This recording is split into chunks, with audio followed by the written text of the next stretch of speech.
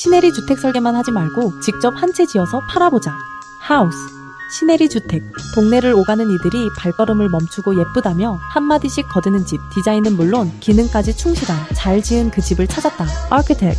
자연을 곁에 둔 삶. 북측 정원에서 본 주택의 전경. 기존 나무와 숲풀들이 자연 병풍처럼 건물을 둘러싸고 있다. 설계만 하지 말고 직접 한 채 지어서 팔아보자. 언제인지 잘 기억이 나지 않지만 아주 오래전부터 가지고 있었던 생각이었다.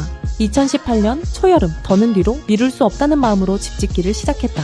그동안의 개발 사업 경험과 부동산 및 도시계획 자격증을 가지고 있다는 자신감으로 땅을 찾아 헤맸다. 하지만 역시 발품을 파는 일은 쉽지 않았다. 자격증보다는 끈기와 집념이 필요했다. 좀 시간이 걸리더라도 천천히, 그리고 꼼꼼하게 대지를 고르기로 하였다. 그러다 우연히 지금의 대지를 발견했다. 대지의 북쪽에는 국유지로 된 좁은 산길이 있고 그 길 위에 매우 큰 나무 한 그루가 있었다. 이 길은 마을 회관으로 통하는 오솔길인데 하루에 3부터 4명 정도의 주민들이 이용하였다. 남쪽으로 경사가 완만하게 낮아졌고 육안으로 그 높이차는 대략 3m는 되어 보였다. 조용하고 평온하며 햇볕이 잘 드는 남양 경사의 땅. 나는 이 대지를 매입했다. 팔기 위해서 팔기 싫을 정도의 집을 만들자가 이 집의 디자인 개념이다. 집의 기능적 측면은 물론이거니와 특별한 공간을 정말로 예쁘게 만들고 싶었다. 내가 의도한 바를 다른 사람들도 공감할 수 있으려면 구체적인 사물 또는 현상에서 시작하는 것이 좋을 것 같았다. 실제로 보이고 느껴지는 것들에 대한 세심한 주의를 기울였다. 이와 더불어 예쁜 집을 만들기 위해서는 색채와 재료의 맞춤도 가볍게 볼 수 없었다. 먼저 북쪽의 멋진 나무, 집이 남쪽에 있으면 햇빛을 받는 나무를 볼 수 있다. 이 아름다운 나무를 바라보는 조망을 극대화하기로 했다. 나무가 큰 만큼 나무를 보여주는 창문도 크게 하고 나무를 보는 공간도 크고 극적으로 만들었다. 따라서 이 공간은 집의 주된 공용 공간이 된다. 거실과 주방을 배치하고 큰 나무와 규모를 맞추기 위해 천장은 높게, 재료와 분위기를 맞추기 위해 노출된 목조 지붕을 선택했다. 이는 지붕 처마면까지 올라오는 큰 창을 통해 외부 장식 요소로 활용된다. 공을 많이 들인 내부의 건축 디자인 요소를 외부 인면 디자인 요소로 사용한 것이다. 또한 2층 바닥은 북쪽 정원보다 5계단 정도 높였다. 이로 인해 나무와 함께 정원의 잔디도 조망할 수 있고 정원과 오솔길을 내려 보게 되었다. 혹여 오솔길로부터 시선 침해가 불편할 수도 있어 창 중앙에 커튼을 설치했다. 물론 커튼을 닫아도 안에서 나무는 볼 수 있고 소파나 바닥에 앉은 사람들은 밖에서 보이지 않지만 조명을 받는 목조 노출 천장은 확인할 수 있다. 남쪽으로도 큰 창을 만들었다. 북쪽 창보다 작다는 느낌이 들면 북향집이 되어버리니 남측 창의 창문턱 높이 등을 잘 조절하여 북측 창과 대칭을 이루게 했다. 건물을 정면에서 바라보면 남측 창은 북쪽의 나무와 일렬로서 잘 정렬된 느낌이 든다. 북쪽 정원에서 집을 보면 이 큰 창들을 통해 집 너머 나무와 하늘까지 담기며 마치 거실과 주방이 외부 공간처럼 보인다. 큰 창으로 이미 2층 거실 벽면의 절반이 자연스러운 색들로 채워졌고 여기에 맞춰 나머지 면들을 나무, 콘크리트, 그리고 하얀색으로 마감했다. 바닥은 자작, 천장은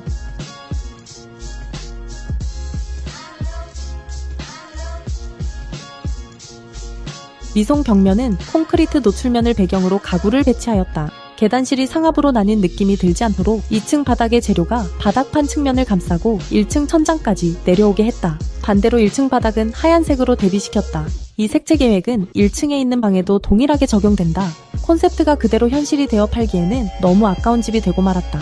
정이 들어서인지 모르겠지만 그래서 우선 나의 사무실 겸 주말주택으로 사용하려고 계획을 변경 중이다. 초저녁 나무 아래 앉아 집을 바라보며 커피를 한잔하는 사람이 있다면 그것이 바로 나와 가족, 친척들 그리고 친구들이었으면 좋겠다. 대학원 시절 사회학과 소비문화에 관심을 갖게 된 이후로 건축 디자인에 반영되어야 할 무언가가 있을 것 같은 막연한 생각들이 지금 아주 간단하고 역설적인 개념으로 정리가 된 느낌이다. 팔기 싫을 정도의 집을 만들자라고.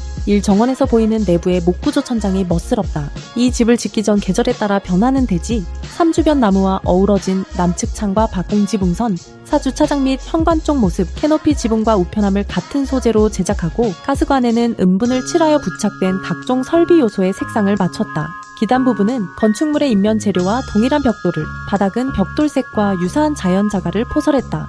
북측 현관과 이어지는 테라스는 여름에 그늘이 잘 형성되어 이곳에 선베드나 야외 벤치를 두면 활용도 높은 공간이 된다. 7 커다란 창문을 통해 남측 정원으로 연결되는 1층 다용도방, 외부 콘크리트 담장은 도로에서의 시선을 차단해준다. 누워있을 때 보게 되는 천장에 포인트를 주기 위해 자작 합판을 사용했으며 붙박이장 문도 마치 천장에서 내려온 것처럼 같은 재료로 마감했다. 89 현관 정면에는 큰 수납장을 설치하고 이 수납장을 기준으로 좌측에는 침실, 우측에는 화장실과 거실로 오르는 계단 등이 배치되었다. 계단참에서는 오른쪽 북측 정원으로 바로 나갈 수 있다. 14m의 주방 아일랜드에는 많은 수납 기능을 넣어 실용성을 더했다. 11층 거실 및 주방, 집과 나무를 연결하는 남북 방향 축을 따라 왼쪽 콘크리트 노출 벽면을 배경으로 가구들이 하나씩 제자리를 찾았다. 천장 펜던트 조명과 바닥의 헤링본 패턴 역시 남북 방향 축에 맞췄다. 12집 어느 곳에서도 주변 풍경을 막힘없이 즐길 수 있는 내부 자작합판과 매우 유사한 원목마루를 채택하여 바닥 전체를 통일시키고 난간은 강화 유리로 시선을 최대한 개방해 주었다. 북쪽 현관 역할을 하는 계단참에는 벤치를 만들어서 작은 휴식 공간을 조성하였다. 하우스 플랜, 대지 위치 경기도 양평군, 대지 면적 382m의 건물 규모 지상 2층, 건축 면적 58.3m의 연면적 112.3m의 건폐율 15.3%, 용적률 29.4%, 주차 대수 2대, 최고 높이 6.1m, 구조 기초, 철근 콘크리트 매트 기초 지상, 철근 콘크리트 지붕, 22 SPF 구조목, 단열재 비드법 단열재 2종 3호, 외부 마감재 치장 벽돌, 담장재 노출 콘크리트, 창호자에 윈센 창호 39mm, 로이 3중 유리, 알루미늄 시스템 창호 2등급, 에너지원 LPG, 구조 설계 2등 우조, 시공 무의 주택, 설계 무의 건축사 사무소, 컨셉트, 큰 나무숲, 나무가 있는 북쪽 정원의 거실 주방, 이웃집 북측 정원, 다용도방, 남측 정원. 높이를 기준으로 정원과 거실을 연계하고 거실의 높이를 정원보다 약간 경사 올렸다. 또한 거실 남측은 이웃집에 의해 조망이 가리지 않도록 했다. 플랜 1현관, 다용도방 3 안방, 4 화장실 5, 복도 6 호의소, 세탁실 7 출입구, 8 샤워실 9, 보일러실 10 진입마당 주차장, 12 1일 남측 정원, 12 서측 정원, 13 창고, 14 테라스 시모, 거실 주방 식당 A, 텃밭 북측 정원, 인테리어 소스, 내부 마감자의 벽, 친환경 페인트 노출 콘크리트 위, 발수 코팅, 친환경 페인트, 모자이크 타일 바닥, 포세린 타일, 모자이크 타일, 노바, 원목마루 천장, 자작나무 합판, 친환경 페인트, 미송 합판 및 구조목 노출, 주방 가구 공간 연구소, 조명 자체 제작, 계단재 자작나무 합판, 현관문 윈센 창호, 방문방, 문풍지도어 욕실, 예림도어, 데크자의 치장 벽돌, 건축가 서도원 무의건축사 사무소, 고려대학교 건축공학과와 경기대학교 건축전문대학원을 졸업했다. 르꼬르비제의 새로운 건축을 향하여로 건축 공부가 시작되었고 장 보들리아르의 소비의 사회를 접하면서 사회학에 관심을 가지게 되었다. 도시계획 및 건축 설계 회사에서 실무 경험을 쌓고 2019년에 건축사가 되면서 개인 사무소를 설립했다. 오직 하나뿐이고 둘 이상은 없는 공간을 설계하고자 한다. WMUNet